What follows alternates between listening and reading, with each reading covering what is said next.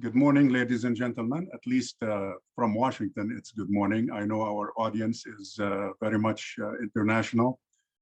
This morning, we have people definitely from the Middle East, people from Europe, even here in the States, East Coast, West Coast. So at any rate, welcome. My name is Khalil Jahshan. I'm Executive Director of Arab Center, Washington. And I would like to welcome all of you to this very special event, this webinar focusing on 10 years after Arab Spring, assessing the state of human rights and democratization in the Arab world. It is hard to believe, frankly, that we are already marking the 10th anniversary of Arab Spring. For some of us, including yours truly, it seems somehow that it was only a couple of years that the 27-year-old Tunisian street vendor became famous worldwide. Tariq Bouazizi, Mohammed Bouazizi, set himself on fire on December 17, 2010, to protest the difficult economic and social circumstances he was facing at city Bouzid in Tunisia. Events, as all of you know, quickly escalated into an unprecedented regional phenomenon that contributed to the collapse of several Arab regimes, including in Tunisia, Egypt, Libya, and Yemen. In addition, that spark, so to speak, initiated in Tunisia, left few corners in the Arab world untouched, all the way from Morocco to Bahrain to Syria, Iraq, and so on. It is quite evident to most analysts and researchers over the past decade that Arab Spring was blunted somehow rather quickly and prevented to a great extent from realizing its ultimate objective or goal of bringing about more freedom, more democracy, more human rights or respect for human rights, and more prosperity throughout the Arab world. As a matter of fact, its main success story, i.e. Tunisia, remains still today teetering on the brink of economic collapse and resurgent authoritarianism, leading observers to raise a long chain of questions about the motives of Arab Spring, its objectives, its failures, its successes, the extent of its impact, and so on. All of you are aware, and some of you probably are included in this group. Dozens of books and hundreds, if not thousands, of articles have attempted over the past decade to make sense of this historic phenomenon and to answer many questions pertaining to that, which is the purpose of our meeting or webinar today. This morning, I was just out of curiosity, I was Googling the title of our webinar today, 10 Years of Arab Spring. And frankly, of course, as you know, hundreds of titles came up sharing that title with us. But it's interesting, the continuation of the line, if you will, just to give you a couple of examples, because questions continue to be raised, even though we are 10 years away from that initial spark in Tunisia.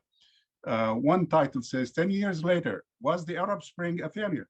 So that's the first question. It's a good question. And people 10 years later are still debating, was it a success or was it a failure and why? Another title, Arab Spring 10 years later, what's changed?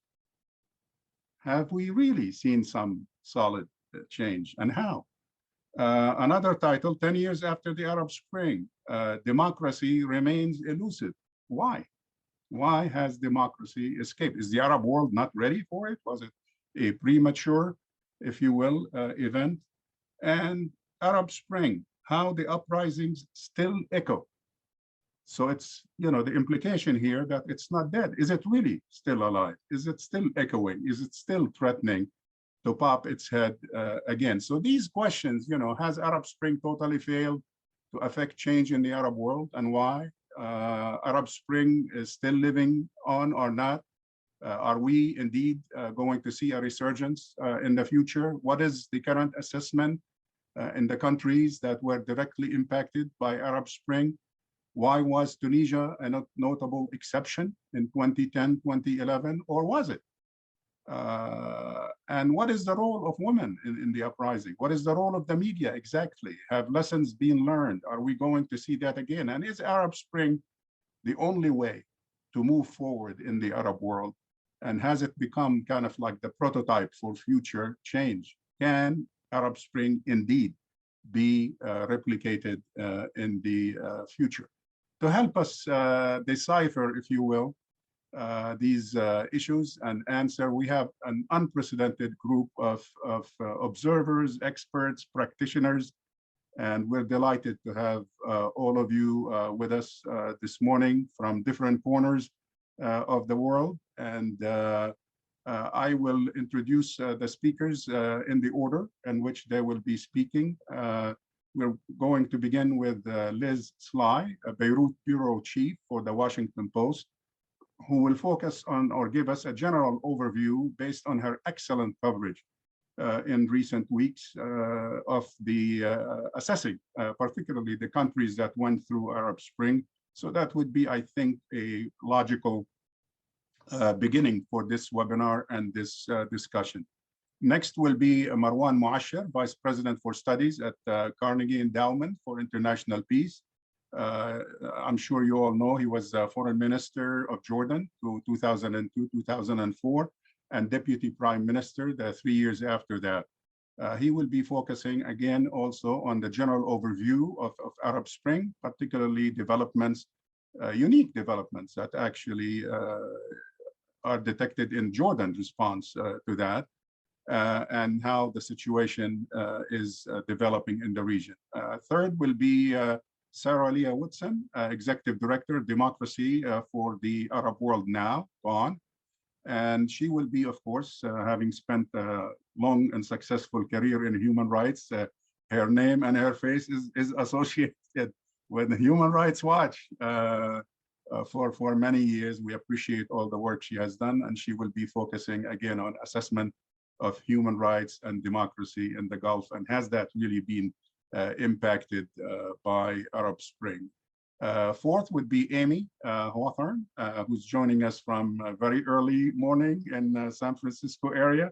Appreciate that. She's the Deputy Director for Research Project on Middle East Democracy here in Washington.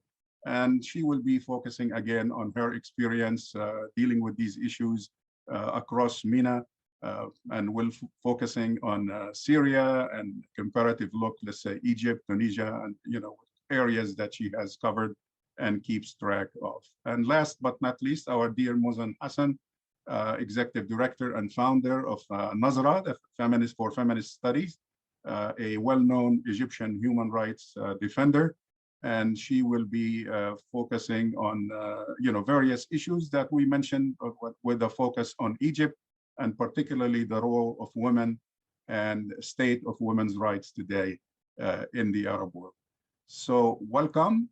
We appreciate your participation as an audience. Feel free whenever you're ready to raise a question to use the Q&A component of our the bottom of the web the page, or you can send email to arabcenterdc.org.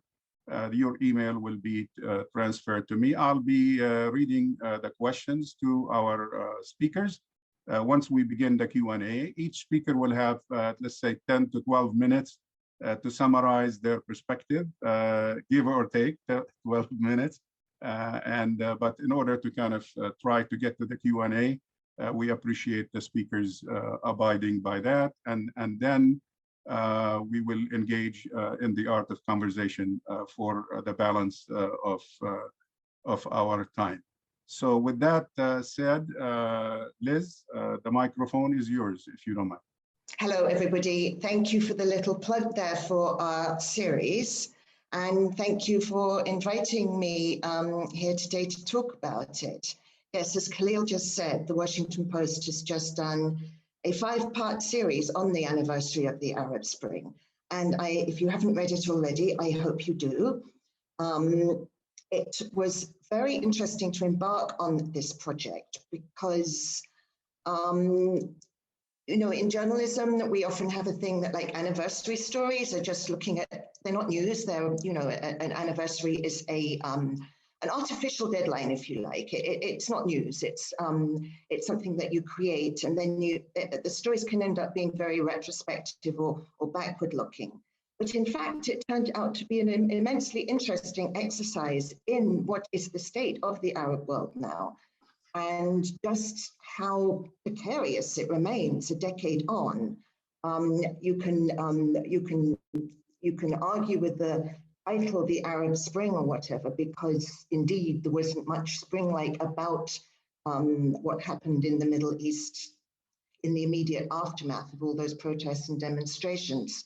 But the echo lingers, and the echo of those protests, of that moment of hope, lingers and lives with the region today and points the way forward to I think, a very different future, just because people have realized, and perhaps this is the only optimistic lesson of the Arab Spring, that, that business as usual doesn't work. And unfortunately, business as usual has to a large extent been the response to the Arab Spring. When I set out to do my overview of what had happened, I was very much interested in the demographic angle. Studying history at university, we were taught that demography drives huge trends in history. And there's absolutely no doubt that in 2010, 2011, many experts had already been warning that the high birth rates in the Middle East, the lack of job creation was creating a socially explosive situation. And that's exactly what we saw. Huge crowds of young people whose opportunities have been blunted, denied, that they've had educations which were leading them nowhere, erupted in frustration as a result of this small trigger to the bigger picture, the bigger issue of the dictatorships, the lack of freedom, the lack of opportunity that was driving their own frustrations. And we still face those very same conditions today. Nothing has changed about that. Birth rates are coming down, but the Middle East continues to have the highest birth rate in the world. There's going to be 120 million more young Arabs in the population 10 years from now than there were 10 years ago. No, than there are now, and it's grown by a similar amount since 10 years ago. That's twice the population of Britain. It's a third of the population of America.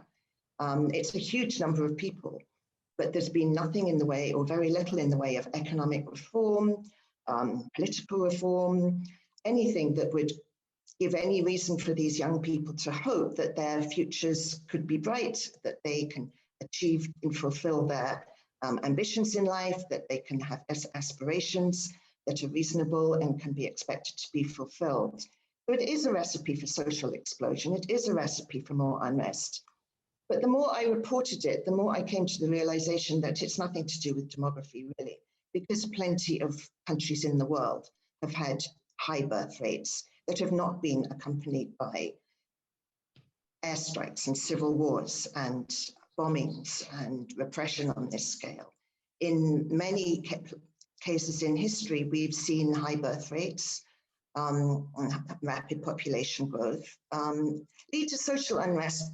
True, yes, in many cases, social demands for reform by people who are pushing for the opportunities they can get. But they've also led to new prosperity. They've led to reforms. They've led to changes in government. We've seen none of that in the Middle East. We've seen business as usual times 10, clamp down, lock them up, and bomb them if necessary. This is not a recipe for stability. This is not going to calm societies in the long run.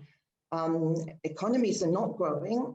The economic growth is paltry compared to the growth rates in the population and compared to the rest of the world. I think many of the Middle East dictators would love to be China, and they look at China, but China has dictatorship with economic growth and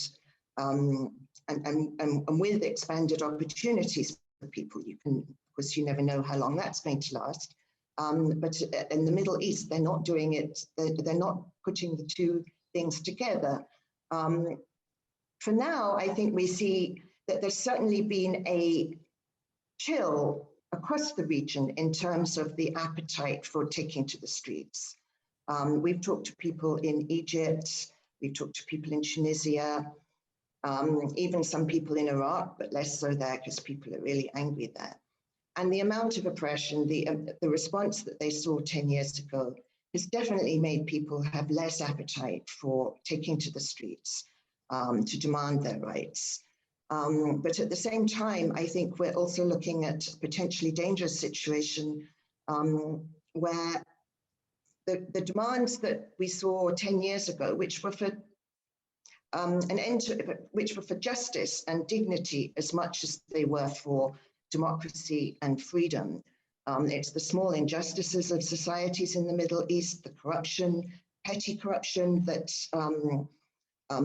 was exemplified in the case of the Tunisian vendor who set himself on fire, and the kind of indignities that are suffered at the hands of police and small officials, all the way up to the very high-level corruption that induces a sense in people that the government is stealing all the opportunities and that none are left for them. Those indignities and injustices are still there. One country to watch at the moment is Lebanon, which in principle has freedoms, but the dictatorship has come from the ruling classes. And we're seeing an immense amount of daily unrest in Lebanon at the moment. And poverty is getting to the level where people are just not able to survive.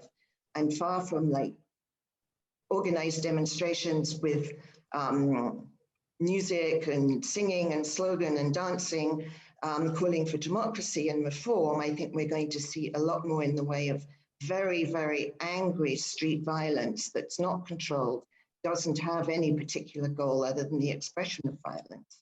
And you can't rule these things out in the Middle East, given the amount of oppression that exists and the lack of growing and expanding and efficient economies that exist. And it's important, all of these things would, I think one of the lessons of the Arab Spring, one of the lessons learned by the dictators, that if you clamp down enough, you can stay in power. And Bashar al-Assad has proved that. Sisi has proved that. But it's also, you also just don't know what the people really think. You just don't know how bad things really are. I think everyone was surprised by the enormity of the unhappiness with Mubarak that existed in Egypt. That took everybody by surprise. And no matter how stable you think these countries are, you just don't know what's going to happen next. And yes, Tunisia was sparked by a small event in a small town and a guy who set himself on fire. Sadly, we've seen quite a lot of other people set themselves on fire in various places since then, especially in Lebanon. People every now and then do that, and I think they hope to spark the same kind of thing. But it doesn't happen because we've sort of been there and done that. In Lebanon, the spark for unrest was attacks on WhatsApp, which seems really, really small.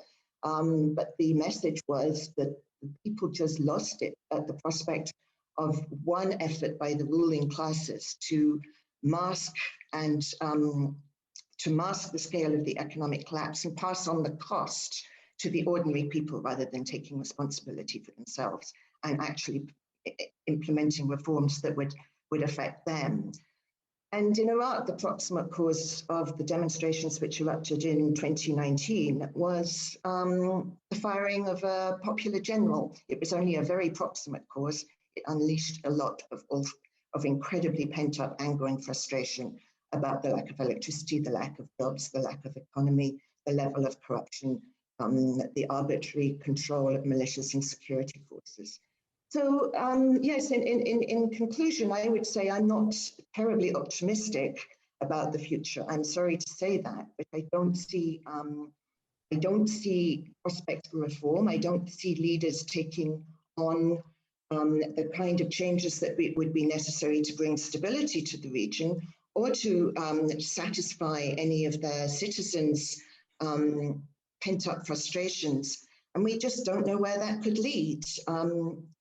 So yes, I'm sorry, I don't have a very optimistic assessment. Thank you, Liz. Appreciate that. And even though it's a kind of a pessimistic ending there, but it's realistic, very much so. We are facing some very difficult situations in the Arab world. Marwan, the floor is yours, sir.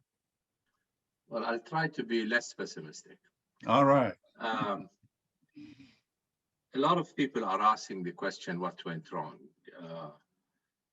after 10 years of the Arab Spring? And I have a problem with that formulation. I don't think the question to ask is what went wrong. I think the question to ask is, was the status quo sustainable? And obviously the status quo is not sustainable, is not sustainable in the Arab world. So as long as the conditions that led to the uprisings in 2010, 2011 are still there, lack of good governance, lack of economic opportunity, people are going to go to the street again. We don't know when and how, but I don't think that we can assume that things went wrong and the Arab Spring is over. I will explain more. 10 years ago, when the Arab Spring started, I remember writing an article in which I said this process is not going to be quick, easy, or linear, or even peaceful at times. And I still believe that. It is too short a period of time to judge whether the Arab Spring has gone wrong or not. There's no transformational process in history that has taken 10 years, even 20 or 30. In Europe, the European Spring took decades before feudal systems started crumbling down and before liberal values started developing and before the free press started developing. It didn't take 10 years. It's true that the Arab order, is resilient in many cases, and so far has, as Liz said, conducted business as usual. But I think it would be wrong to assume that just because the Arab order is behaving this way, that it can last for long. I think the Arab old order has lost two very important tools, which has allowed it to keep social peace for decades in the Arab world. One is the use of security, which after 2011 has started to wane as people are not, as afraid of security forces as they used to be. And two is the loss of oil revenues, both for oil producing countries and oil importing countries. Oil that has propagated a culture of patronage in the Arab world and has allowed also for a culture of no taxation, no representation. That era is over.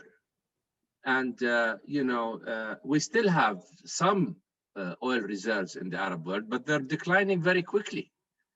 And so the carrot and the stick that Arab governments used to employ to keep social peace are no longer there. They might not have adopted new tools of democracy, of inclusion, of an economic system based on merit. They might not have adopted that yet, but Arab governments will no longer be able to use the old tools that they used in the past in order to keep social peace. We all remember after people went back home after 2013, because they did not want to face the fate of Syria or Libya or Yemen or some of the other countries, that Arab governments, raised the mantra that the Arab Spring is over, and that, it was a wave that passed, it was a result of foreign interference, etc. But the wave was not over. And in 2019, we saw a second wave of protests in Algeria, in Iraq, in Sudan, in Lebanon. And as long as even that second wave was successfully thwarted by Arab governments, true, But we will see third and fourth and fifth waves so long as the underlying causes that made people go to the street in the first place are still there. I strongly believe in that, and I think we all are seeing the signs of frustration with people. The other point I want to make is that I think it is also, we have focused far too long on the negatives of the last 10 years. We don't talk enough about the positives of the last 10 years. We don't talk about Tunisia. Nobody should expect Tunisia to get out of the woods in 10 years. But what Tunisia has done to the region is that it has offered a model of coexistence among all forces of society, a model for peaceful alteration of power, a model for giving women their rights in the Arab world, a model that Islam and democracy can coexist. These are all very important lessons that might be an exception for Tunisia in the short run. But in the long run, they are pointing the way that things can go differently in the Arab world. Civil society has mushroomed in the Arab world in the last 10 years. Look at civil society in Egypt. Look at civil society in Tunisia. Look at civil society in Syria, a country that has crumbled, and often it was civil society that helped carry it so far. Advocacy groups are mushrooming everywhere. And the whole world of civil society, which before 2011, most Arab governments would not even acknowledge the word itself, the concept of civil society. Today, we are facing a far different situation. Where do we go from here? It is, it is true that Arab systems, like I said so far, have been able to not, I wouldn't say thwart, to slow the process of transformation. Outside interference has played a role in slowing the pace of transformation. Outside interference has not caused the Arab Spring, nor will it stop it. And the most important point, in my view, is that the young generation in the Arab world, which has stated very clearly what it rejects: lack of good governance, lack of economic opportunity, lack of dignity, lack of equal citizenship, has been extremely articulate at what it does not want, but it has not so far articulated what it does want. What kind of an Arab world is the young generation, looking for? Is it a pluralistic, democratic, diverse system, inclusionist system, or is it a patronage system, once again, made possible by oil? The young generation has not articulated this, and it is not able to articulate it in a short 10 years. This is a region that has not known serious political parties. This is a region that has not known serious political mobility. This is a region that where educational systems have not really advanced concepts like critical thinking and acceptance of different points of view, etc.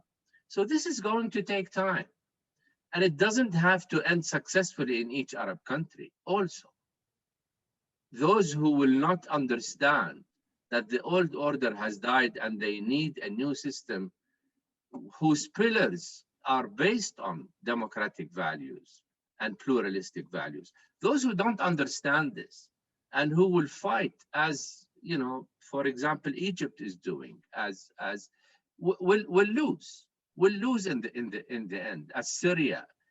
And those who understand that we need a different discourse from now on, a discourse that is based on inclusionist principles, will succeed.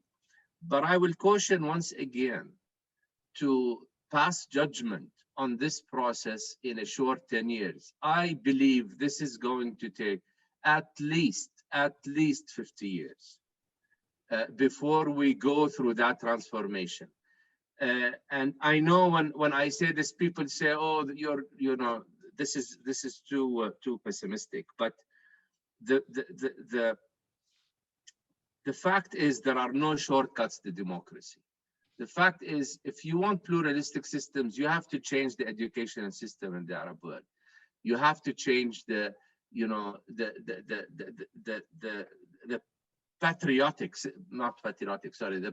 patrimonial system in the Arab world. You have to start giving women their rights. You have to start doing things in a different way than before. You have to start not relying on oil, but relying on merit and productivity in order to create a new system that will address things like unemployment, which is the main problem today, economic problem in the Arab world. You have to do all of this, and this will not come easy or quickly. So I will caution against giving up too soon on the region. This is going to be a long process, but hopefully one where some countries, not all, will succeed in the end. And I'll stop there. Thank you, Marwan, for this dose of reality. I agree with you. It is a long-term premise. And as my grandmother used to tell me, the next 100 years would be a lot easier, I guess, than what we have seen thus far. We will shift gears a little bit and focus more on human rights and democracy, and maybe slightly on a different regional part of the Middle East. Leah Whitson is our next speaker. Sarah. Thanks, Khalil, and thanks for organizing this with such a terrific panel. I guess for those of us here today and all the familiar faces on the panel, the Arab uprisings were a personally important time and turning point in our own histories. Reflecting on them now is tinged with sadness and pain for the friends and loved ones we've lost, the friends and loved ones who paid with their lives, with torn flesh, with rifles to their head, chains on their feet, our friends and loved ones who are still imprisoned today, our friends and loved ones living in exile, having sacrificed so much, now torn from their homelands. I think it's fitting that we memorialize all that we've lost in Syria, in Egypt, in Yemen, Bahrain, Libya, Iraq, Palestine, and even victorious Tunisia, where at least 300 protesters were killed. Even Saudi Arabia, though the martyrs there were few, they were martyrs still. And aside the lifelong activists were ordinary people, youth who decided they'd had enough and wanted a different future for some of the reasons that Liz and Marwan have touched on. And aside them also were heroic journalists who took tremendous risks to let the world know what was happening on the ground. People many of us know and knew very well: Marie Colvin, Anthony Shadid, Tim Hetherington, Chris Hondos, Remy Oshlik, Rami Al-Sayed, Karim Fakhraoui, Lucas Dolega, to name just a few of those we've lost. The list is long. And I think it's fitting, before we turn to what now, that we honor and celebrate their bravery and recall that the peoples of the Arab world were the heroes of the entire world in leading the most important protest movements for freedom, equality, and democracy in the 21st century.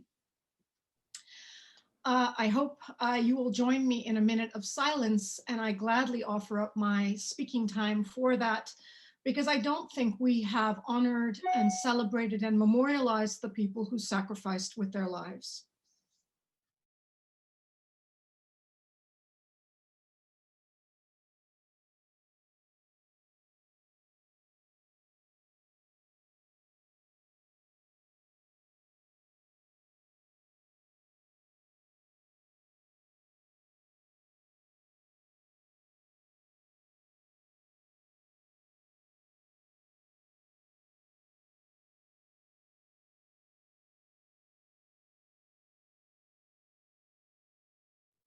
Thank you for joining me in that impromptu commemoration. We need many, many more of these.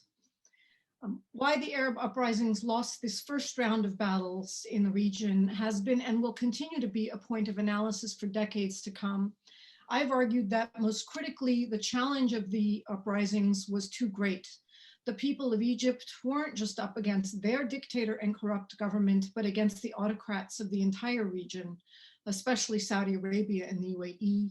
The Syrians weren't up against just Assad. They might have defeated that spindly leader if that was the only contest, but they soon faced the forces of Iran, Russia, and Hezbollah. Bahrainis had to face Saudi tanks, not just their governments. This is not about how organized or prepared the revolutionaries were in establishing new governments. Revolutionaries excluded from governance are never organized or prepared enough. This is about the surprise challenge they faced. Multinational forces united in their goal of defeating the emergence of representative, accountable governments without any cross-national solidarity movement to support them. Unlike the anti-colonial revolutions of the 1950s and 60s, there was no non-aligned movement or even a pan-Arab movement to support them. The revolutionaries of each country were alone in their battles within their borders. For those of us here in the West, that is where we must examine our own failures and our own inability to play a more important role in contributing to the emergence of a just new order in the Middle East. The axis of authoritarians, and this axis has been named many different names, but let's call them axis of authoritarians for now, is more powerful and united than ever before. Saudi Arabia, UAE, and Israel, together with their junior dependent partners in Egypt, Bahrain, Morocco, and Jordan, are more fixated on maintaining the status quo of their military or royal rules and quashing any whisper of demands for democratic reforms than ever before. The open addition of Israel to this axis is new but natural. It's fitting that a nation bent on military occupation and apartheid of half the population it controls would seek to ally with fellow authoritarians. Where there are contested battles still underway, such as in Libya or Syria, they are not about a battle of the people versus their governments, but foreign contests for control, with Turkey, Iran, and Russia trying to get their share of the spoils. I am hopeful but not optimistic that the new unity government in Libya will find a path to evict Turkish, Russian, Emirati forces, including their mercenaries, whose own personal stories are so heartbreaking, from their country.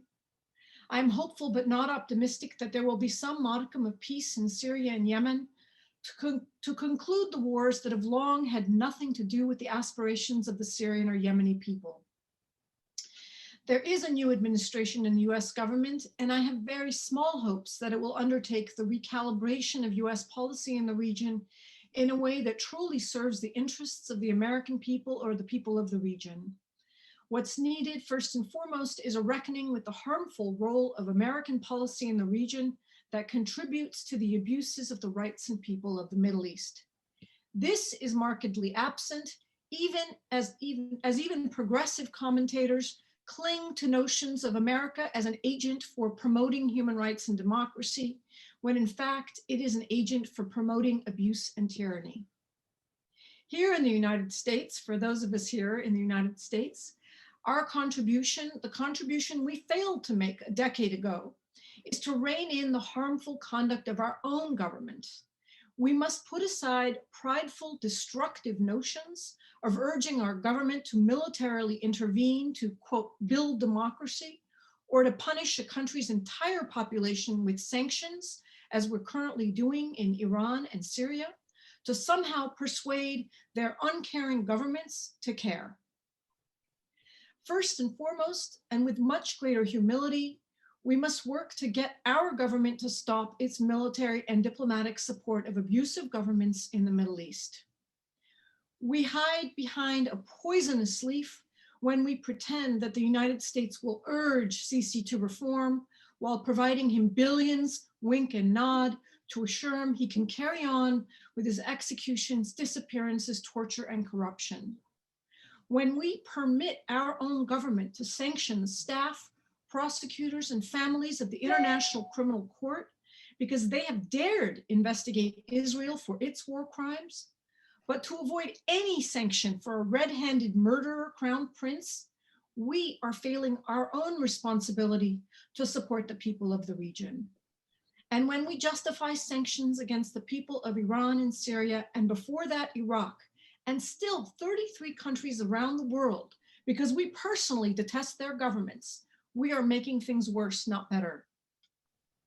There are a few straw man arguments typically thrown up, coupled with a few adjectives, naive, unrealistic, when we assert this basic proposition that the United States should stop aiding abusive governments in the region.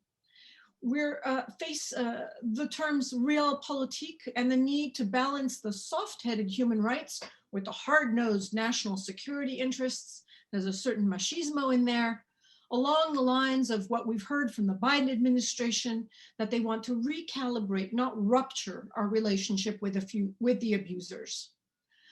I have a few responses to that. First off, no one is urging ending all relations with these abusive governments. That's a straw man argument. What should end is our abnormal, harmful relations with them, providing military and diplomatic support, and normalizing the relationship to one that is based on the mutual shared interests of both our populations. This can include counterterrorism cooperation. It can include paying for services such as access to the Suez Canal or overflight rights in Egypt, but it must not include propping up their unaccountable governments. We lie to our citizens and we lie to the people of the region when we maintain that American taxpayers have a security interest in propping up the government of Egypt or Israel with billions of military assistance, or sending weapons to the UAE and Saudi Arabia that are being used to terrorize millions of people in the region and are deeply destabilizing. What we need to recalibrate is the lazy lingo of security interests, when what's really meant is maintaining destructive and costly American imperial domination and control of the region that serves the interests only of the tyrants and their lobbyists and defense contractors that have led us to endless wars, endless death, and endless injury. We must come to terms with the difficult and bitter reality that there is not much that our government or even we can do to directly help those suffering in the prisons of Damascus or Cairo. Nor does our government have the ability, credibility, or desire to fix all that's broken among the rotten governments of our region. There's a rich irony in those who turn to the United States to help save the children of Syria from bombardment while American bombs fall on the heads of Yemeni children. But there is much we can and should do to support the political exiles of the region who are forced to flee their countries, giving up any notion of security and safety and ending up on our shores. Theirs are the voices we must include in discussions about the future of the region, and whose advice, experience, and knowledge we must center before the deliberations of our policymakers. I want to throw down the gauntlet here to see if we can all agree, participants and attendees alike, to think about what each of us has done to nurture and include political exiles in our work, and to commit to their representation at any and every event talking about the region, just as we've committed to including the voices of women analysts in such conferences. The independent voices of Egyptians, Bahrainis, Syrians within their countries have been muffled, but there are record numbers of Arab political exiles in Canada, Turkey, the United States, the United Kingdom, Sweden, Lebanon, and Tunisia, who must be included at every table to be part of our mission to discuss a path forward. In every meeting with policymakers in Congress, include a political exile who can share in informing us about the impact of America's policies in their country and how they see a path forward. Take time to work with an exile whose abilities in English may be limited to write an op-ed, a letter, a proposal, a report, or recommendations. Consult with them for your own analysis and writings. This is part of what an inclusive foreign policy means for our work. I want to throw down the gauntlet as well in calling out spades as spades, presenting lobbyists and people on the payroll of foreign governments as independent commentators or legitimate interlocutors when analyzing or commenting on the region. We must by all means reach across the aisles to talk, debate, discuss, and even quarrel with those who don't agree with us, and appropriately challenge and question us on facts and analysis. Indeed, we apparently have our work cut out for us, as even some of us who live with the privilege of freedoms and protections of rights and democracy here in the US or the West, qualms about urging us to accept dictatorship and tyranny abroad, like in Egypt, because the roads and tunnels are being built efficiently, as an op-ed in the Washington Post recently noted, or Saudi Arabia, because the women there can drive now. But we should shun those who participate in subterfuge, presenting views as their own, when in fact they belong to their paymasters, or they're deeply compromised. The reality is that what Western governments do, what the United States does and acts in the Middle East is not a neutral, is not passive, but is very, very deeply tied to the continuation of the business as usual, the continuation of tyranny in our region. We have to do our part to establish the cross-national solidarity that will give, as we've been reminded by the previous speakers, the waves of resistance that will continue to come in the region, the support they need and the support that we failed to give them 10 years ago. Thank you. Thank you, Sarah. Powerful challenge there. Particularly, I appreciate your mentioning the political exiles, which is not an easy task to incorporate in our work, but I think your challenge to all of us is worthy and well accepted. Thank you. Welcome, first of all, to a few of us who have joined since we started this program. And I assume that you know that you just joined basically a discussion on 10 years after Arab Spring, assessing the state of human rights and democratization in the Arab world. Welcome. Our next speaker is Amy Hawthorne, who will focus on, again, assessing the whole decade in terms of this issue, and focusing on maybe Syria and comparatively Egypt, Tunisia. Amy, welcome, and thank you again for joining us from the West Coast today. Thank you so much, Dr. Khalil and the Arab Center for inviting me. And I really appreciate Sarah Leah's focus on those who, over the past decade, are our friends and colleagues who have paid an incredibly high price for fighting for rights and freedom in terms of exile, suffering, imprisonment, economic rule, and some have economic ruin, and some have paid, you know, the ultimate price with their lives. And I think those who work on these issues day in and day out, we always keep those people front and center in our mind. I very much appreciated what Dr. Marwan said about the importance of looking at this issue in a long time frame. And I think he's absolutely right that it's too soon to judge sort of the ultimate outcome of what began 10 years ago. But I do feel confident in saying that at this moment, March 2021, that authoritarianism has won in the Middle East and North Africa, or it's winning right now in almost every part of the region.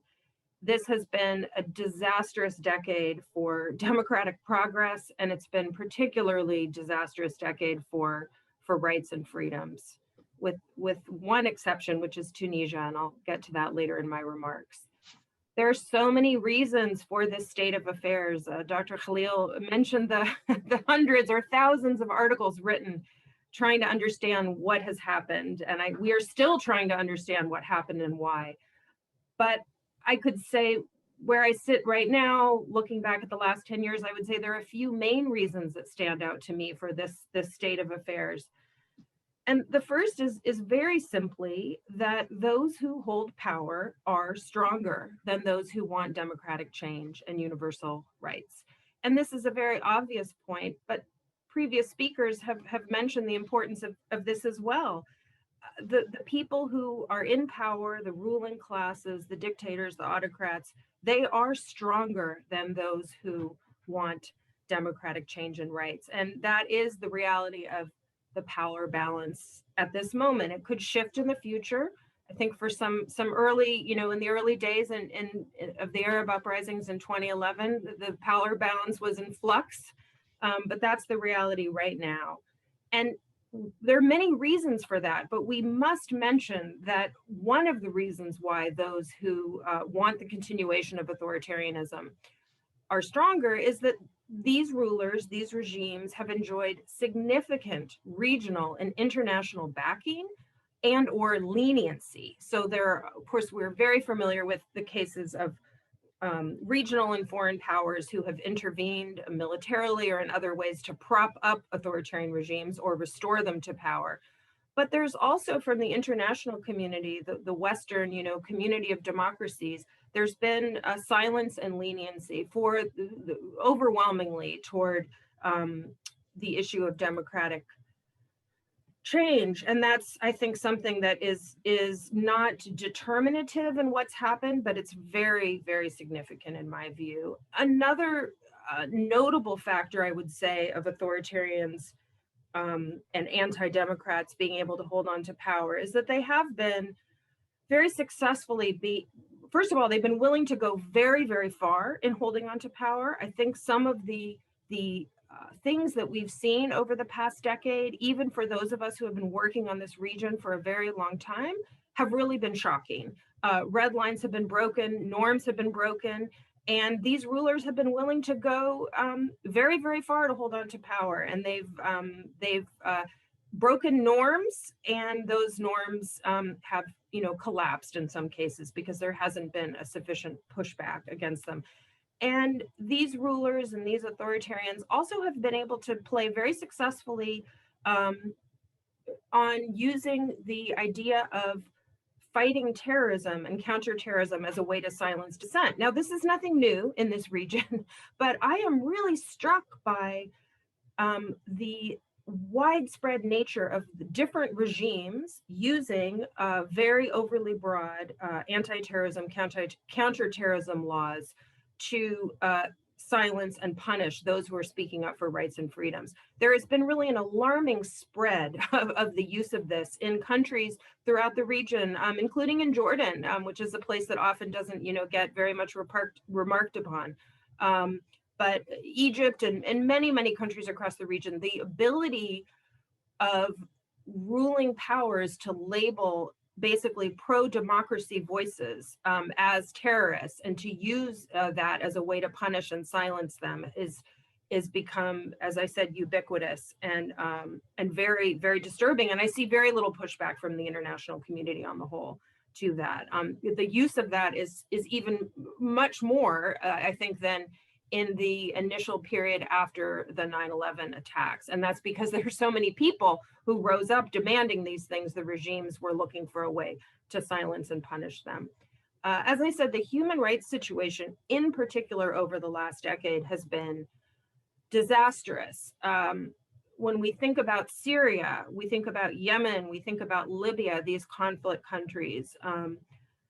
Syria, I just want to single out for a moment because the scale of the brutality of the atrocities that have been carried out there, primarily by, not only, but overwhelmingly by the ruling regime and its regional and international supporters, it's almost beyond belief. It's almost too much to kind of take in and absorb what has happened in Syria. How many people have been killed? How many people have been displaced?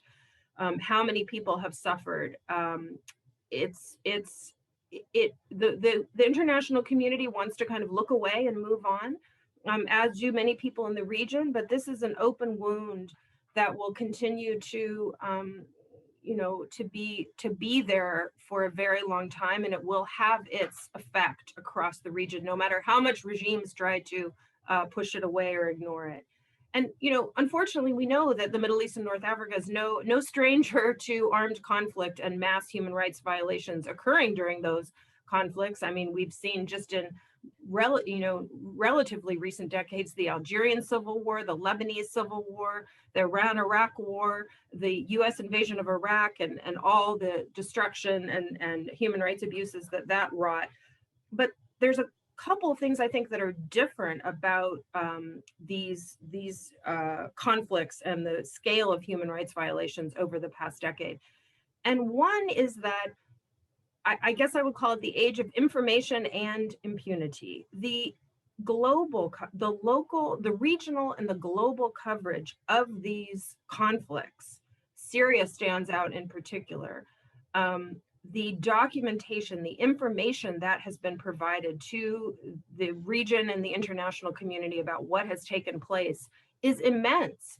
If we think back just by comparison to the Algerian Civil War in the 1990s, that was a place where very few independent, credible Algerian human rights documenters were able to get information to the outside world. And Algeria was closed for the most part to journalists and the international community to witness and document what was going on.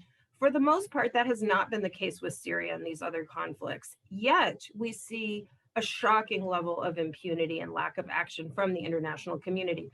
All of the information is there. This is not a question of being uncertain about what's happened and who's responsible for it. Yet we've seen a shocking level, as I said, of lack of accountability and impunity. And the other important thing I think about these conflicts to always remember is what started them. These were not originally geopolitical conflicts or regional interstate conflicts. These were conflicts that began because people in these countries demanded rights and freedoms and better governance, and those in power and their supporters outside their borders fought back. And that was the beginning and the origin of all of these conflicts. Not a fight over oil, not a geopolitical competition, but actually the citizens of these countries rising up and demanding basic dignity, basic rights. And so I think that will, no matter how much people try to forget that, or rulers in the region try to erase it, that I think remains very, very salient. When it comes to Egypt and Tunisia, just say a couple of words about those two countries. We might think that they don't have much in common. They're very different in many, many ways, but they do provide an interesting comparison, because in early 2011, they were both Arab republics and they were both police states, very repressive police states. And they both, through popular peaceful demonstrations, ousted their longtime dictators. And in 2011 through mid 2013, Egypt, they both enjoyed democratic openings. So there is a strong point of comparison there if we look back 10 years ago to now. And now they're in very, very different situations. Egypt, as we all know, is entered into an era of many observers believe, unprecedented repression and authoritarian rule for the modern era. I don't have enough time to go through all of the features of Sisi's repressive regime, but I would just single out a couple of features that I think are very important. One is the scope and viciousness of the Sisi regime's human rights abuses and attacks on human rights defenders, advocates of democracy, advocates of reform. We have seen measures taken by the Sisi regime that go far beyond what the Mubarak regime did in terms of punishment and abuse. Of course, leading all the way up to killing. The rash of extrajudicial killings in Egypt is really on an unprecedented level, but enforced disappearances, the widespread use of torture, which sadly is nothing new in Egyptian authoritarianism, but it is taking place on a rampant level. The travel bans, freezing of assets of human rights defenders, the viciousness and the brutality of the repression that Sisi's regime is carrying out is really, really notable. And the second key feature, I would say, of Egypt's authoritarianism today is the narrowness of Sisi's regime. Mubarak, a dictator, stayed in power for 30 years, which was not a small amount of time. Remember, when he came to power, people were really doubting that he would be able to even last a couple of years. And he did. He lasted 3 decades. In my opinion, Egypt is the worst for it in many ways. But he stayed in power for 3 decades because he figured out a way to rule that included a little bit of pluralism, a little bit of breathing room, a little bit of space, of course, very repressive, but a slight degree of maneuverability within the regime system. Sisi's done away with all of that. I think he's concluded that that was the death knell for the Mubarak regime, that he allowed that little bit of opening. And so he is determined not to, ever let that happen again. So the narrowness of this regime, the uniformity of sort of what's allowed political debate, and the dominance of the military in the political system over all other actors is really something that's quite different. Let me just mention a few points about Tunisia, which has taken a very different path from Egypt, even though the beginnings of their uprising experiences had many, many parallels in early 2011. Tunisia, it is worth noting, according to Freedom House's recent report, Freedom in the World, has seen the biggest 10-year improvement of its score in rights and freedoms and liberties of any country in the world. So the progress that Tunisia has made since 2011 is really remarkable, and it's real. The improvement in the human rights situation in Tunisia since the dictatorship of Ben Ali, the expansion of rights and freedoms, the pluralism of the political system, the diversity of political voices, the freeness and fairness of elections that Tunisia has repeatedly had since 2011. These are real gains, and they stand apart completely from any other country in the region. And the minute that you land in Tunis airport, or the minute that you set foot in Tunisia, you can feel the difference, that this is a free country. There's no other Arab country, there's no other country in the region that has that degree of freedom, and it's palpable from the minute that you set foot there. Now, Tunisia has serious continuing problems. Its economy has been in the doldrums for the past 10 years, and a democratically elected government, has been unable to address that and improve it. And there's a degree of polarization setting in Tunisian politics that is very worrying to those of us who watch it closely. And there are continuing problems with a non-independent judiciary, with police violence and brutality against peaceful protesters. There are continuing threats and limits to freedom of speech. There are many problems in Tunisia, and it is at a vulnerable point. But I would say that what's different about Tunisia than any other country in the region is that Tunisians have the opportunity to try to address and solve the problems that their country is facing and make their country better in freedom. And that is the only country in the region where citizens are able to do that. Is it perfect? Of course not. Do I worry about it every day, that it's teetering and shaky? Absolutely. But I think the most notable thing about Tunisia is that Tunisians have given themselves a chance to really continue to build a country that is completely different than any other country in the Arab world today. And so for that reason, despite all of its challenges and shortcomings, it remains very significant. Thank you so much.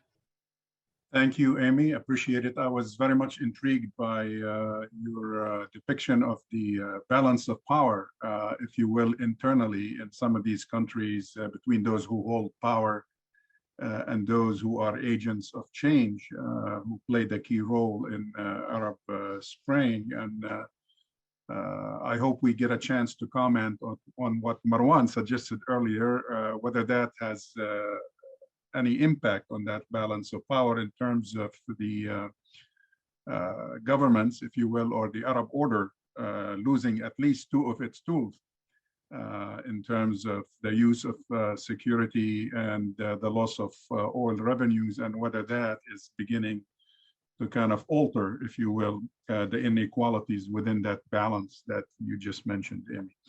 Again, thank you. And last but not least is Mozn Hassan, who will help us focus on a very, very important aspect or component of Arab Spring, and that's the role of women, without which Arab Spring probably would not have taken place or would not even have been in the same shape with pluses and minuses that we have discussed. Mozn, the floor is yours, please. Yeah, thank you so much. And thank you really for inviting me. And honestly, every time I have been invited to such an event with all list of those well-known people who are either academics, policymakers, international people, I'm thinking every day why I am invited. And while I'm thinking now and about this, I owe my existence in such meetings for two things. One is the revolution, and I'm calling it a revolution because I do think that what's happening in our region, our country, in the last 10 years, it really so much dynamic and changing deeply. So for me, it's a revolution in this way. The first thing, I'm owing this to the revolution, and the second thing, I'm owing it to our generation of independent feminist movement. The movement which decided to go out of all the stereotypes and expectations from all those people about us. 10 years ago, if any of the people suggested just to have a feminist in such a meeting, they will say that, what, feminist in Egypt, feminist in this region, and no one will accept it. And also continuing with the process of receiving an email to speak in such an event. The second thing I'm thinking all the time when I'm receiving such an email and thinking if I'll accept it or not, that does it worth it while you are living in Egypt, being stuck in Cairo, and you should speak to this international community about the reality, not the expectations. And every time I'm going and saying yes, not because anything except that I really believe that this is one of the problems about the movement I am belonging in. I'm belonging to this movement which have many people who are speaking about it and less people who are listening to us. I'm belonging to this movement which most of the people internationally, locally and regionally have expectations and trying to put it again to this patriarchal process of thinking and putting us to this shape that those are the real Egyptian women, those are the real feminists. Feminists are state feminists, or feminists who are those bourgeois women, or wow, there are women in this region and those women are protesting and those women are trying to do something, without really seeing how this movement has been in this dynamic and also has been in this pressure all, not only the last 10 years, but also in its history. But in the last 10 years, and saying this again, that I'm really proud that I'm part of this movement, that this movement has been working hard in the last 10 years without a backbone. We have many people who thought that we don't exist, and until now they think the same. And sometimes I'm thinking why I'm putting myself in that risk to say the same things all the time and have this echo in my voice, listening to myself, saying the main things again. It is about how I do think that not only women, but gender issues in this region need people to see it from a different perspective. It's really so hard for me as a feminist activist from this region, from this country, that people are all the time trying and working hard to analyze this movement and these issues with non-gender tools, either in politics, in human rights, in movement building. So people are not coming to the reality.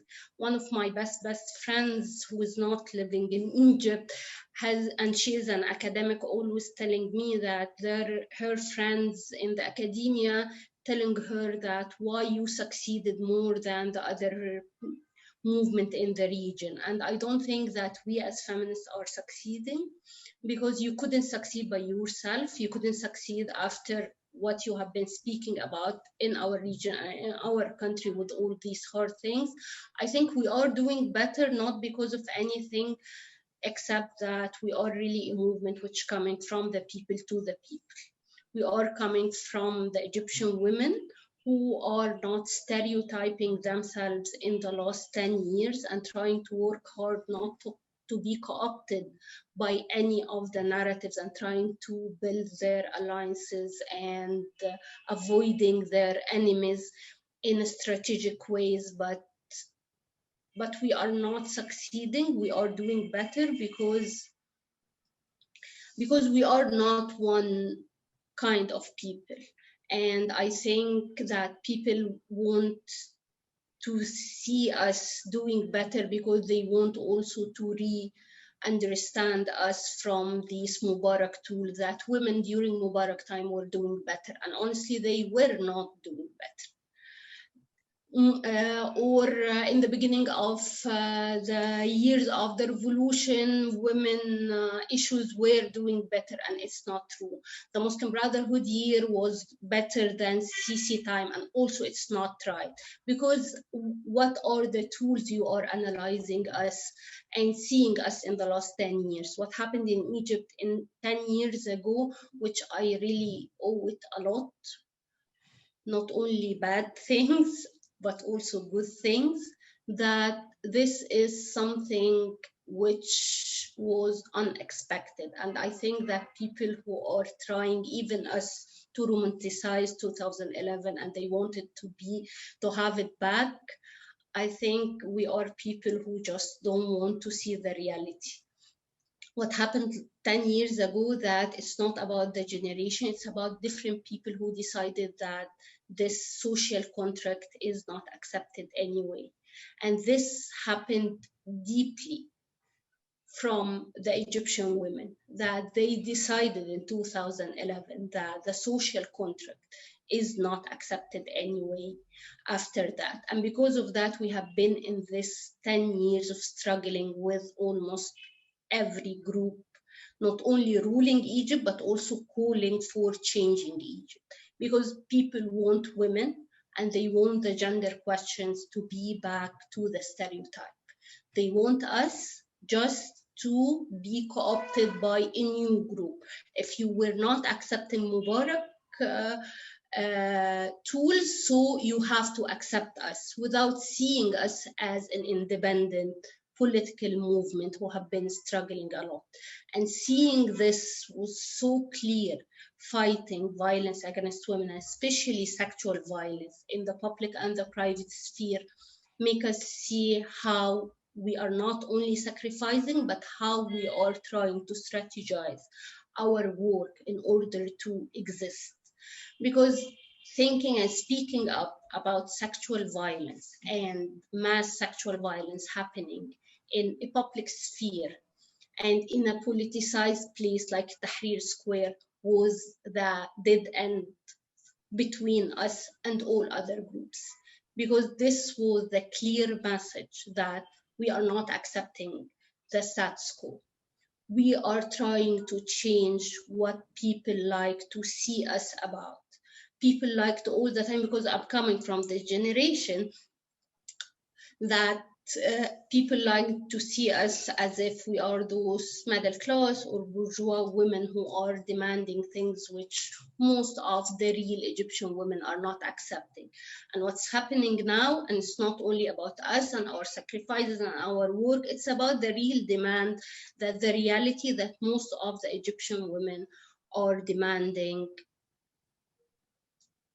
eradicating violence against women from different backgrounds, from the urban and the rural, from upper class to what's so-called other classes. And at the same time, they are really struggling the patriarchal norm. And this is one of the things how this regime is not understanding what we are really want, because this is also something they want us with their new securitized tools to bring us back to Mubarak time, that we are not independent movement. No, we are the people who are waiting for them to tell us what we need in which certain time. The issue of violence against women, especially fighting sexual violence in the public and the private sphere, is something so clear. Make, I think, people to see and listen and read what the feminist movement have been producing with tools, perspectives, and understanding of the context. And this is one of the good things I do think, that being a feminist in this region at this time and trying to build your sanity, just not to lose it, that it is really important to see how it's really dynamic and multi-layered. And because of that, people are thinking about the first and the second wave of the Arab Spring, or the Arab revolutions, or the changes, or everything, that it is about how you are understanding that nothing is static. And you couldn't understand that what's happening in Egypt, it's mainly about that nothing is static, and understanding what does it mean to analyze the context and live within a context which everyone wants to co-opt us. And this is one of the things I accept most of the time speaking with others, that you are most of the time taking us for granted, taking our existence as feminists and our sacrifices and our targeting for granting, that this is happening because you are minority, or it's happening because there are lots of crazy women existing in Egypt within generation. But one of the most problematic things in understanding what's happening, and also for someone like me who's not only stuck, or not only having lots of my friends and fellow women human rights defenders and human rights defenders in jail, but as someone who's thinking and believing all the time about the movement, and nothing will happen without capitalizing on the independent movement, because we are in the region, people can lose everything for one day. And when Amy has been speaking about how you feel different in Tunis, but at the same time you are thinking all the time that it's shaky, so things you could lose it easily. This is about the importance to capitalize on us, even if not believing that democracy, that it is something so holistic and you couldn't analyze it and understanding and feeling it without women's issues. And I think this is one of the things about why Tunis is different, that the gender issues and women movement is part of this politicization, modernity, democratization of all of these things. And people are not saying that it's not a priority, or those feminists are not, and the struggle for having a new law to combat violence against women is not a priority for revolutionary groups like what's happening in Egypt. But and people are not seeing the system they are living in as if it is just coming from this dictator Bourguiba. No, they understand their history of the movement.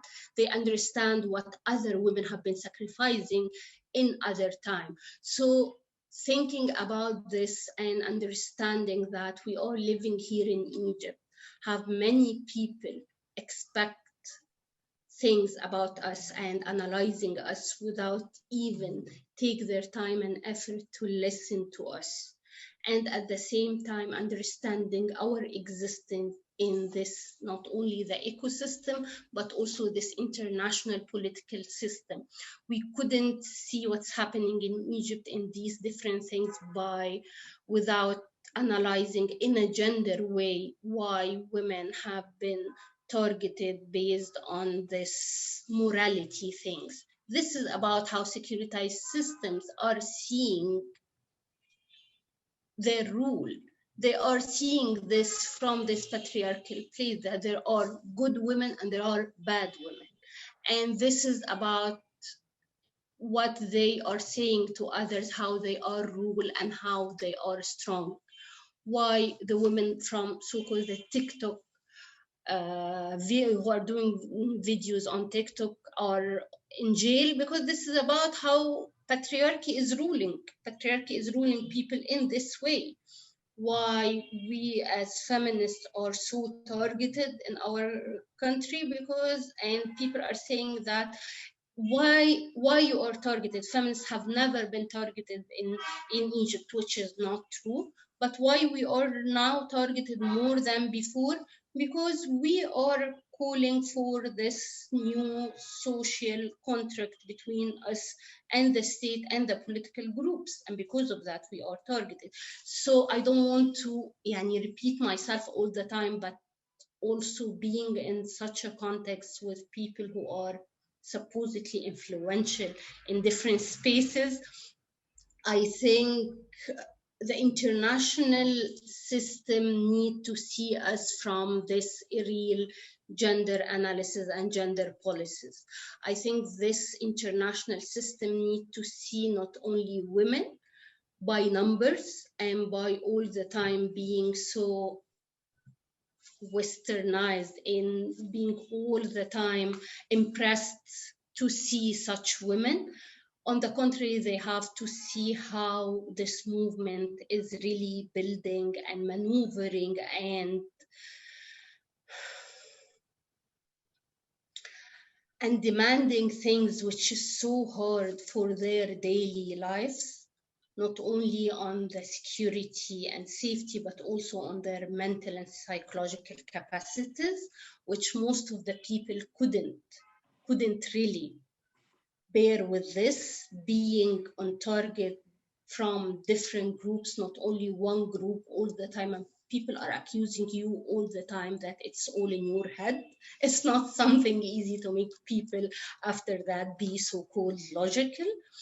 And I really think that while you are people who are trying and looking at Egypt all the time, that it's a nice place for research or writing about and other things, it's also important to see that you couldn't see not only a future of Egypt without analyzing the gender dynamics. You couldn't understand what's happening in Egypt without understanding the gender dynamics and gender pressure people have been facing and still facing. And if you want to think about policies without gender policies, it's not only about the number of women, it's not only about being accepting what the regimes want everyone internationally to see us in one forum, and also to see what is the priority and what's not the priority, and our issues always not the priority.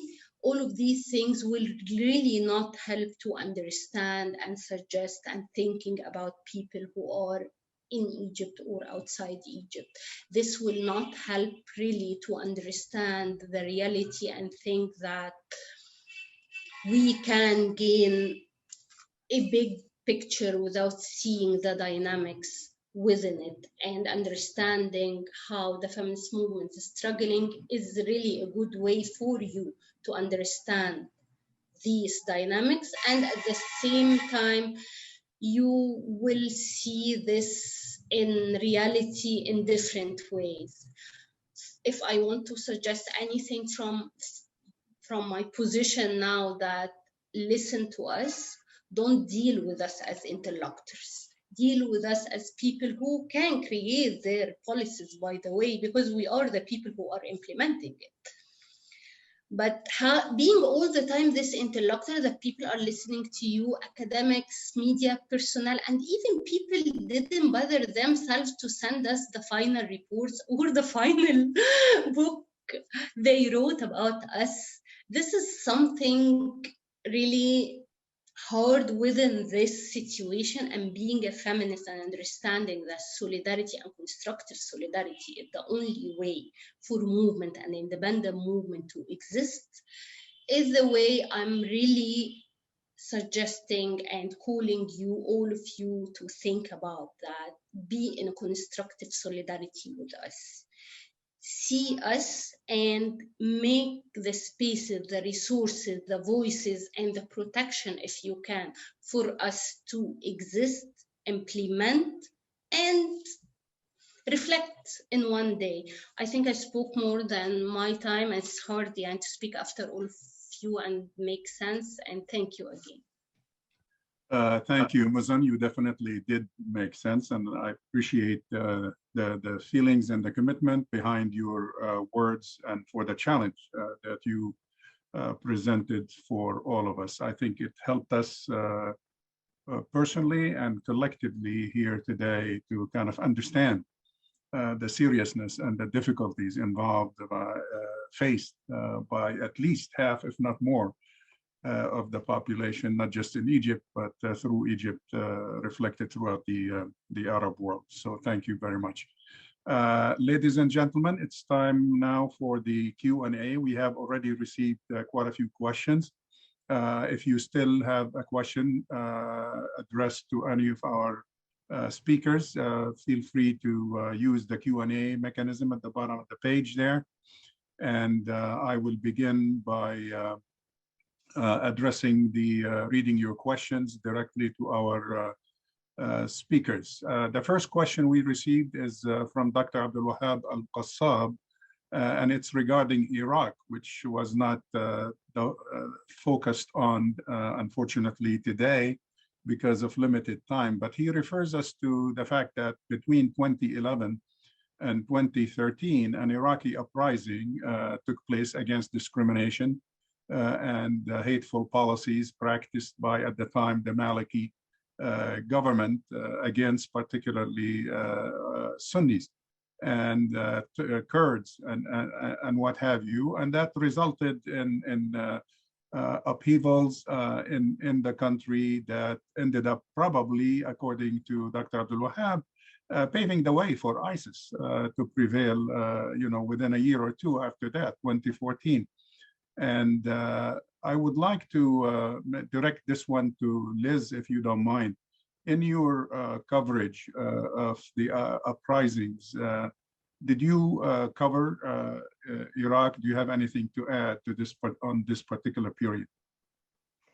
Yes, thank you. Yes, I do. I mean, I went to Fallujah at the height of this uprising. I was there at the very beginning of 2013, or was it for 2014? Goodness. Yeah. No, 2013. It was in 2013 I went there.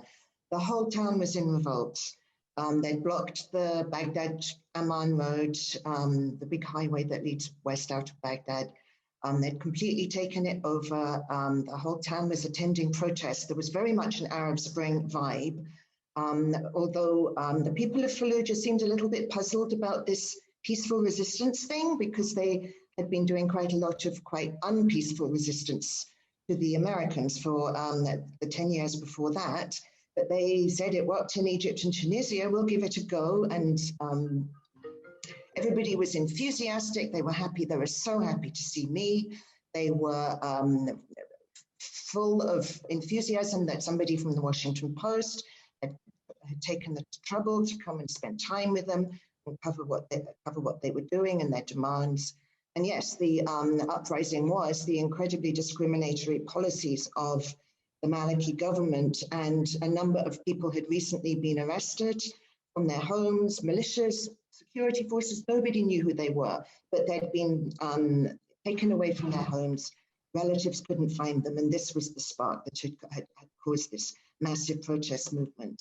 Now, ISIS totally piggybacked on that. As I said, I was welcomed. There was nothing about foreigners not being welcomed. Everybody was so happy to see me.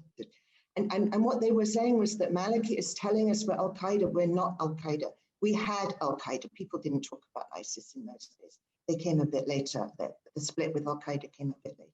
We're not Al-Qaeda. We want democracy. We want to stop being discriminated against. We want these arbitrary arrests to stop. And ISIS piggybacked onto that. They swept into town and kind of took over the town during Friday prayers one day and kind of knocked all the other people out of the way. And I don't think the town of Fallujah was anticipating that. A huge number of the people of Fallujah did flee that initial ISIS advance. A lot of that was the beginning of the massive displacement inside Iraq. So yes, if the point is that having democratic revolutions opens the door to extremists to come in, having seen what I saw in Fallujah, I think the bigger problem there was the security vacuum that was allowed to develop in Iraq after the departure of the US troops, and the tolerance of the Americans, who still had a presence there and still had influence towards the end over the discriminatory behavior of the security forces. We know that they were operating death squads, operating outside the arm of the law, and the Americans did turn a blind eye to that in the latter days of their presence there and during that time, because they wanted to stabilize Iraq. They didn't want to rock the boat. They didn't want to change Maliki. That's another part of the history. So this behavior was allowed to get to the point where it was out of control on the part of the security forces. Meanwhile, there was this security vacuum because the Americans had provided the muscle behind the troops that had defeated al-Qaeda up to a point, only not completely, but had suppressed them. And so, yes, I would say that democracy and protests don't necessarily lead to an ISIS takeover, but if they do that in a vacuum of governance and a vacuum of security forces, it does open the door to extremists. And that is something that governments and the West need to keep an eye on, which is both the behavior of security forces and what kind of movements that might generate, and also whether vacuums do emerge. I mean, they used the vacuum in Syria. ISIS used the vacuum that came with the collapse of government in Syria to rebuild the strength they needed to take back the land they kind of controlled in the past in Iraq. And yes, I'll leave that there. Thank you, Liz. The next question I'd like to direct to Marwan. You have referred in your analysis in the past, and you did repeat it today, the fact that the status quo in the Arab world in terms of the sustainability was not sustainable before. 10 years later, is the status quo today in the Arab world sustainable or different from what you said, 10 years ago? I think it's less sustainable, Khalil. I mean, yes, I understand all what's happening. Yes, short-term authoritarian regimes have been able to, solidify their case and appear to be winning. I don't subscribe to that at all. As I said earlier in my remarks, authoritarian regimes have used two main tools, which are no longer as effective as they used to be. They use the carrot of financial resources, which are diminishing by the day because of oil, and they use the stick of the security services. Fear from security services is also diminishing in the Arab world after 2011. These are the tools that they use. They don't have tools to create jobs, real jobs. They don't have tools to address the real issues of ordinary citizens in the Arab world. And so, yes, in the short term, they're going to appear to be winning. I don't think they are winning in the long term. COVID-19, by the way, has proved that point. COVID-19 has exposed the weakness of institutions in the Arab world. We've spent decades, including in my own country, saying how strong our institutions are. And yet at the first challenge, institutions just crumbled in the Arab world. In the past, when you were faced with situations like these, you could borrow money from the outside, you could rely on Saudi largesse, you could find financial resources to take care of the problem. That era is over. Each is for his own today. The Saudis and the Gulf states can barely satisfy the demands of their own people economically, let alone, of course, politically. And we are competing with the whole world today for resources.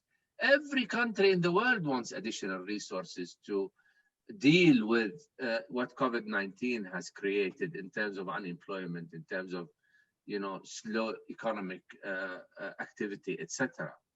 So, it's again, I urge people to look at the long term. Okay, in the next year or two, yes, authoritarian regimes will appear to be winning. Down the road, they don't have the tools that are necessary to stabilize their populations and to transition to prosperity. They just don't have the tools that they used to before. Thank you, Marwan. The next question is from Gregory Aptendilian. I'd like to direct that to Sarah and Amy, if you'd like to comment on that too.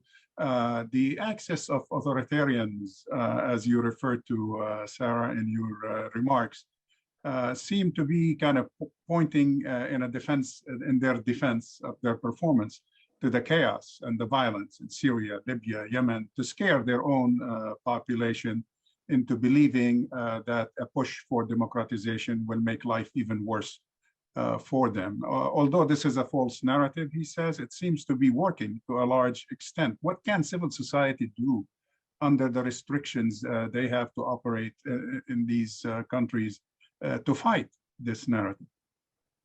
Sarah.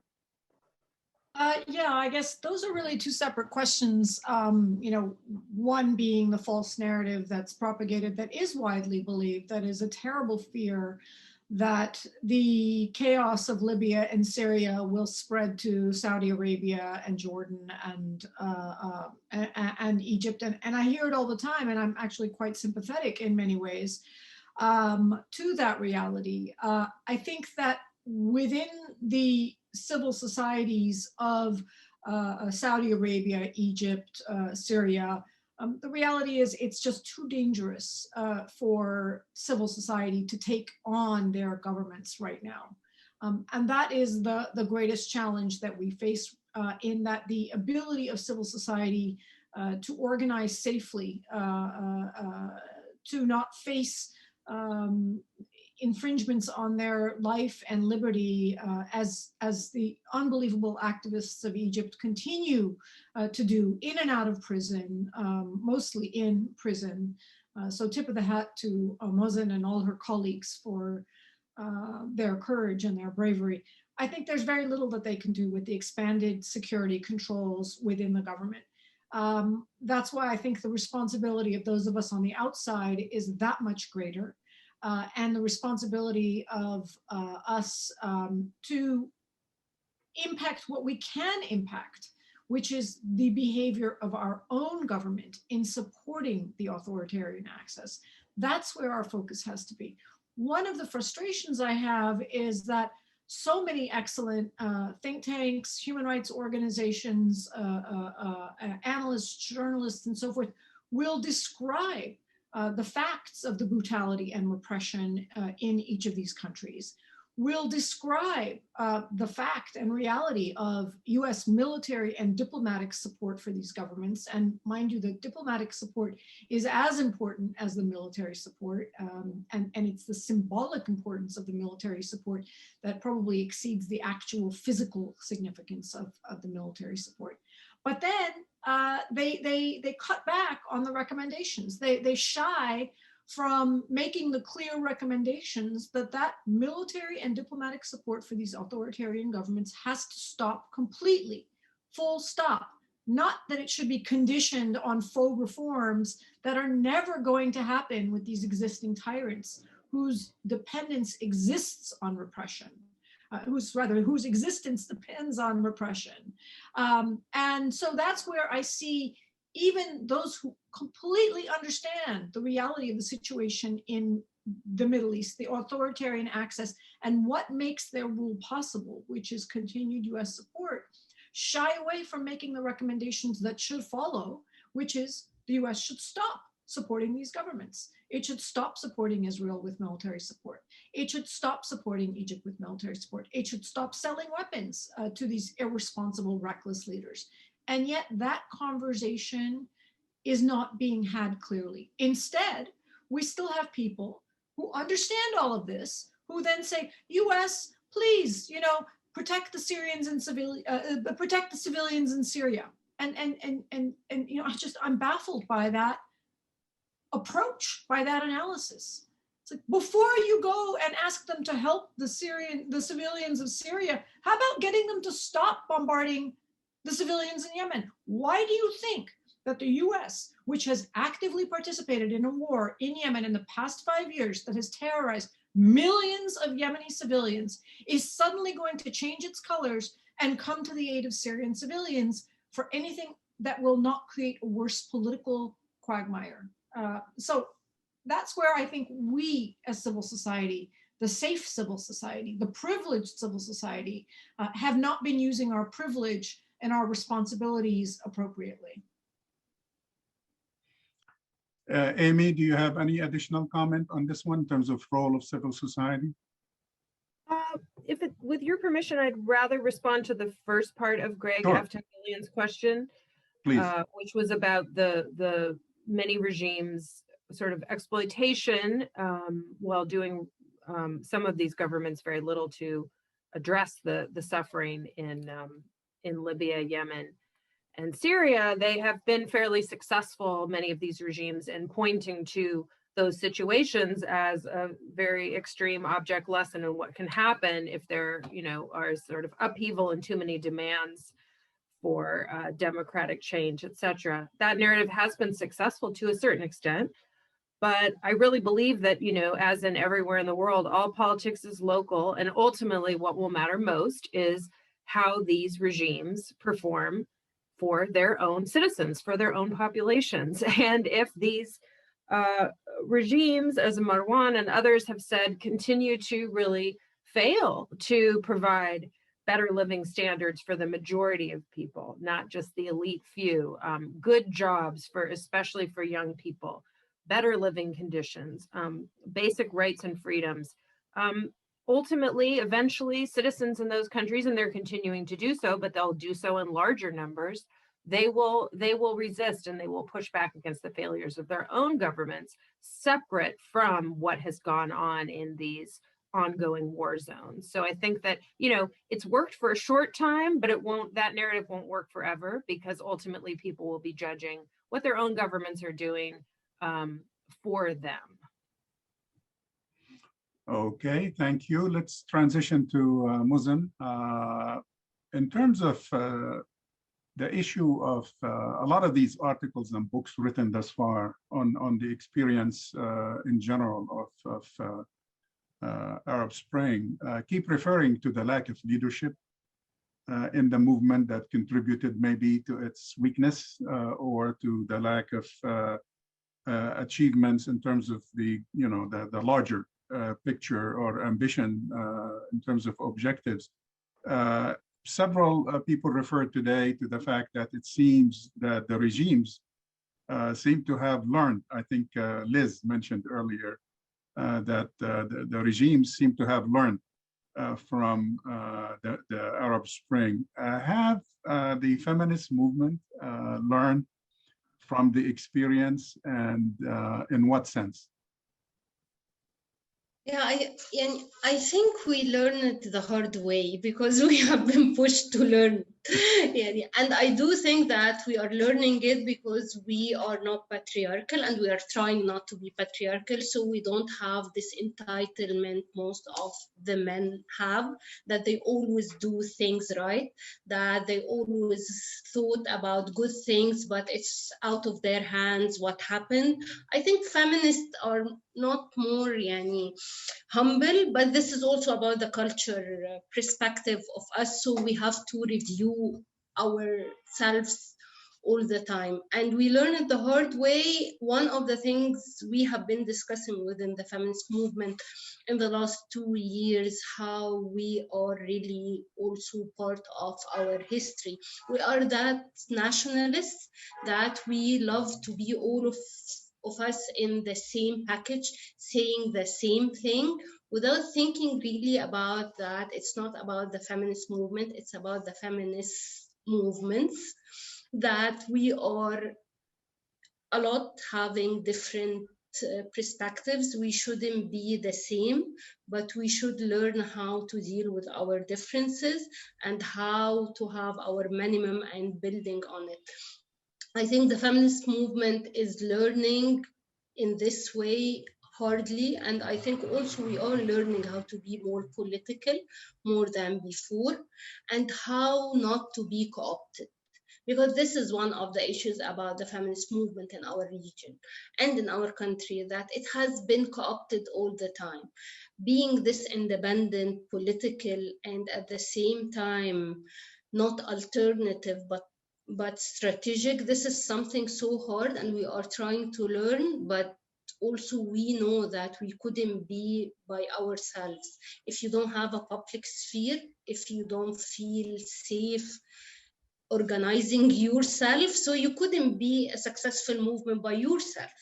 This is also something I think our generation, the generations after us, have been learning it the hard way, that we couldn't be safe while others are not safe.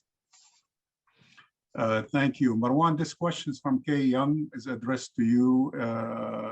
In terms of your analysis of it's going to take 50 years for things to look better in the future. You haven't taken into account climate change. And the question is, we have about 10 more years before it becomes irreversible. In my pessimism, Kay Young says, I don't think the dictators are dealing with climate change either, are they?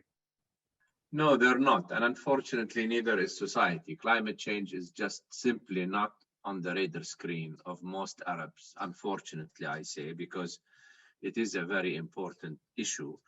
But people here have had to worry about so many other issues that climate change has not surfaced to be one of the important ones. I mean, I share that pessimism, frankly, not just about climate change. I would say that, you know, we don't have the luxury of time in general in the Arab world. We might not have 50 years to wait before people wake up, before governments wake up. I'm not even sure they will ever wake up to the fact that things have to be done differently.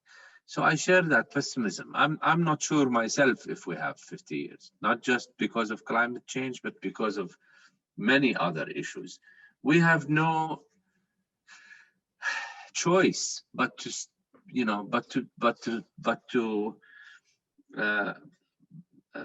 to try. And whether we'll be successful or not, I don't know. I mean, I'm one of the people that have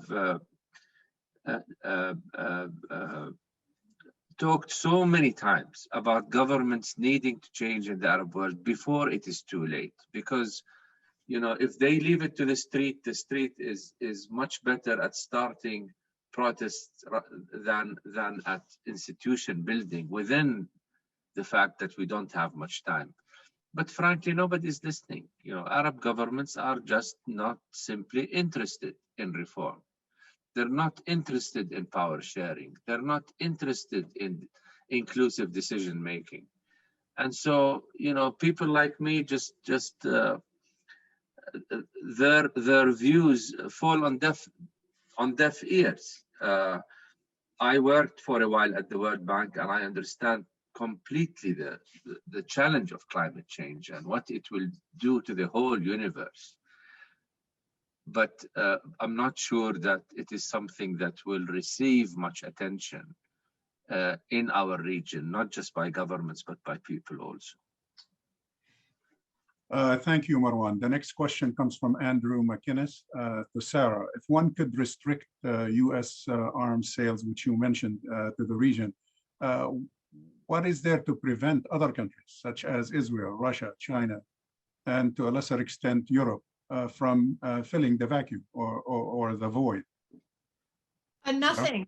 There is nothing to prevent Russia and China and the UK and France from filling the void. In fact, that is already happening in the very limited cut of arms sales to Saudi Arabia, the so-called offensive weapons that President Biden announced. The UK is the one who rushed in to fill the void to reassure the Saudis that they will continue to sell them the offensive weapons. The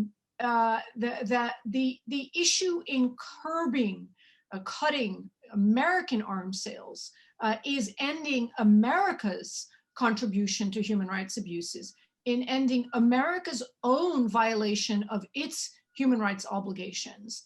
That's what's got to stop. We can then take on the others one by one. I just want to be clear, ending US military support to these governments doesn't mean ending the abuse of these governments. It means ending our responsibility, our complicity, our contribution to these abuses. That's what's got to stop first and foremost, because that's what we have an impact on if we're living in the United States and we're American taxpayers. So I don't want to confuse anyone into thinking that that U.S. military support will succeed in reforming unreformable governments. It won't. We just have to end doing our own harm. Okay, Liz, this question from Okan Arikan, thanking everyone, all of you, for your great talks or presentations, and then basically asks a question about the recent wave of normalization, the Abraham Accords.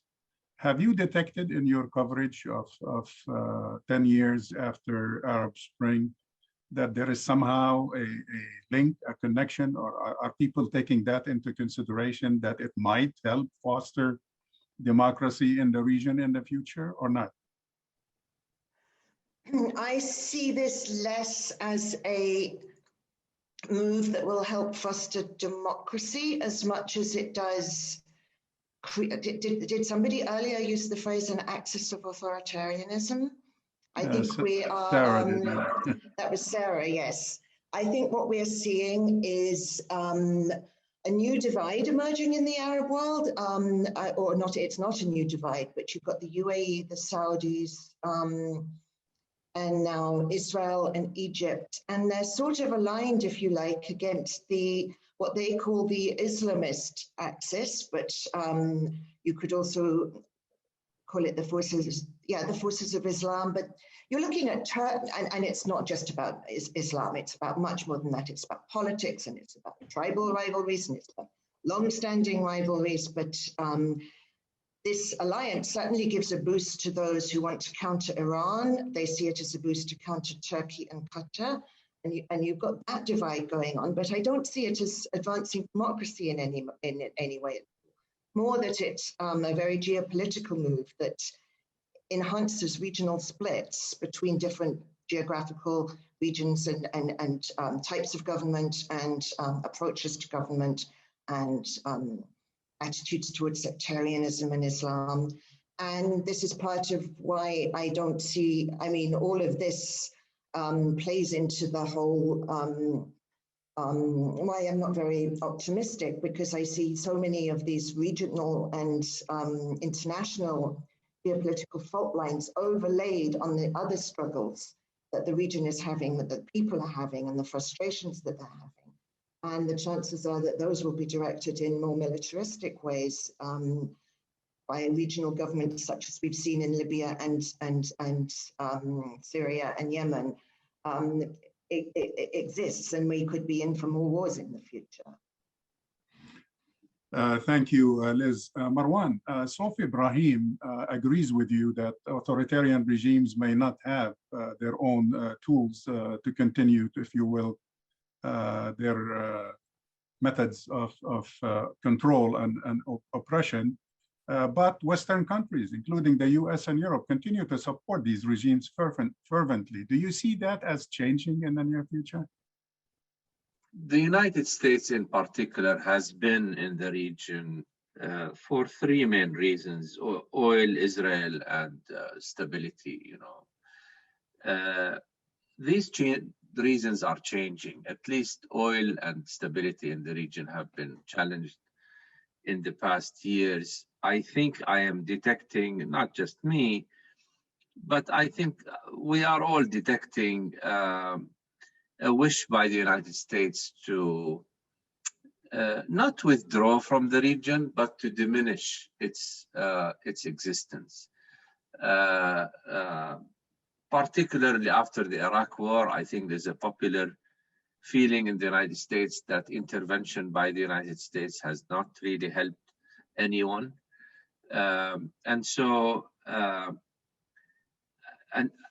yes, I do see what was called before a pivoting out of the region to other places like China.